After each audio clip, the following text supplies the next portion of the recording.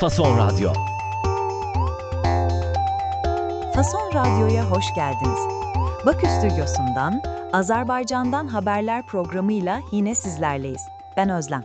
Bugün 2 Ekim 2025 Perşembe. Mən də Ali, herkesi salamlayıram. Ali, bugün sanki stüdyoya girerken yüzünde güller açıyordu. Bir futbol muhabbeti duydum sanki. Yoksa şu bizim meşhur Karabağ takımı yine bir zafere mi imza attı? Bəli Özlem, elədir. Qarabağ Futbol Klubu Çempionlar Ligasında Danimarkanın Kopenhagen klubuna qalib gəldi. Bütün ölkənin üzü güldü desəm yalan olmaz. Hətta cənab prezident İlham Əliyev də komandanı təbrik etdi. Harika bir haber bu. Tam da Cumhurbaşkanı Aliyev Kopenhag'dayken olması da ilginç bir tesadüf olmuş. Bəli, prezident Avropa Siyasi Birliği zirvəsi çərçivəsində Kopenhagen'də idi. Danimarka kralı və kraliçası ilə də görüş oldu. Futbolçular ona əla bir hədiyyə vermiş oldular. Kesinlikle öyle. Bakü'den Danimarka'ya golleri ve selamı yollamışlar. Türkiye ile Azerbaycan arasındaki güzel ilişkilere dair de bir haber var sanırım, değil mi? Elədir. Heydər Əliyev Fondu 5 ildir ki, dağınıq skleroz xəstəliyi ilə mübarizə aparan sənətçimiz Ehtiram Hüseynovun Türkiyədəki müalicəsinə dəstək olub. Sənətçinin vəziyyəti yaxşıya doğru gedir. Ne kadar güzel bir dayanışma. Sanatla, sağlıkla kurulan köprüler en sağlamı oluyor. Bir de dün konuştuğumuz bir konu vardı. Türk Hava Yolları'nın Erivan uçuşları.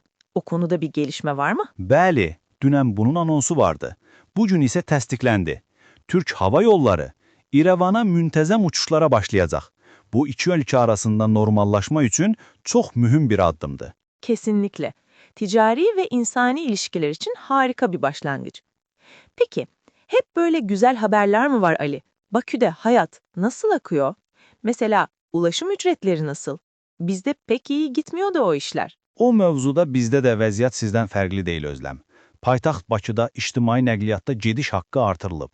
Metroda və avtobuslarda qiymətlər qalxdı. İnsanlar da sosial şəbəkələrdə buna etiraz edir. Bir dakika, içtimai negliyat dedin. Bu toplu taşıma mı demek oluyor? Bəli, metro, avtobus, yəni sizin dediyiniz kimi toplu daşıma. Gediş haqqı da səfər üçün ödənilən pul, yəni bilet qiyməti deməkdir. Anladım. Bizdeki akbil parası yani. O zamlar hiç bitmiyor. Ne bizde ne sizde anlaşılan. Peki, biraz da daha ciddi konulara, siyasi gündeme bakalım. Orada neler oluyor? Bəli, indi deyəcəyim xəbərlər Azadlıq Radiosu və Meydan TV kimi daha çox tənqidi mövqeyi ilə tanınan mənbələrdəndir. Siyasi İdarəetmə İnstitutunun direktoru Azər Qasımlı məhkəmədə deyib ki, onun həbsi tamamilə siyasi sifarişdir. Siyasi sipariş mi? Bizde sipariş yemek söylerken falan kullanılır. Siyasi sipariş ne demek tam olarak? Yəni siyasi bir əmr, yuxarıdan gələn bir göstəriş olduğunu iddia edir. Suslamaların əsassız olduğunu bildirir. Anladım. Siyasi bir talimatla tutuklandığını söylüyor. Bu basın özgürlüğü ve muhalif seslere yönelik davalarla ilgili başka haberler de var sanırım, değil mi? Təəssüf ki var. Yenə Meydan TV-nin xəbərinə görə, həbsdə olan başqa bir jurnalist Fatimə Mövlamlı haqqında hazırlanan rəsmi bir xasiyyətnamədə onun radikal müxalif yönümlü şəxs olduğu yazılıb. Dur bir saniye. Hasiyetname mi dedin? O ne demek? Xasiyyətnamə bir şəxs haqqında rəsmi qurumun yazdığı xarakteristika, onun şəxsiyyəti haqqında rəsmi rəy deməkdir. Yani bildiğimiz kişilik raporu ve raporda jurnalist için radikal muhalif görüşlü mü yazmışlar? İnanılır gibi değil. Eleştirel gazetecilik yapmak ne zamandan beri resmi raporlara geçecek kadar olumsuz bir kişilik özelliği oldu? Jurnalistin özü də bunun absurd olduğunu söylüyor. Bundan da pisi var. Yenə eyni Toplum TV işi üzrə həbsdə olan jurnalist Fərid İsmailov, saxlandığı Bakı İstintaq Təcridxanasında ölümlə təhdid edildiyini açıqlayıb. Ne? Tehdit mi edilmiş? Bu çok ciddi bir iddia. Güvenliğinden kim sorumlu? Bəli, təhdid. Beynəlxalq Jurnalistlərin Müdafiə Komitəsi də bu vəziyyətdən çox narahat olduğunu bildirib və Azərbaycan hakimiyyətini onun təhlükəsizliyini təmin etməyə çağırıb. Umarım bu çağrılar bir an önce karşılık bulur. Sporla, güzel haberlerle başladık ama yine gazetecilerin yaşadığı zorluklarla bitiriyoruz programı.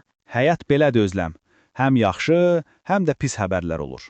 Vəzifəmiz hər ikisini də çatdırmaqdır. Ağzına sağlık Ali. Sayende Azerbaycan gündemini her yönüyle yine öğrenmiş olduk. Təşəkkür edirəm Özlem. Fason Radyo'da yarın tekrar buluşmak üzere. Hoşça kalın.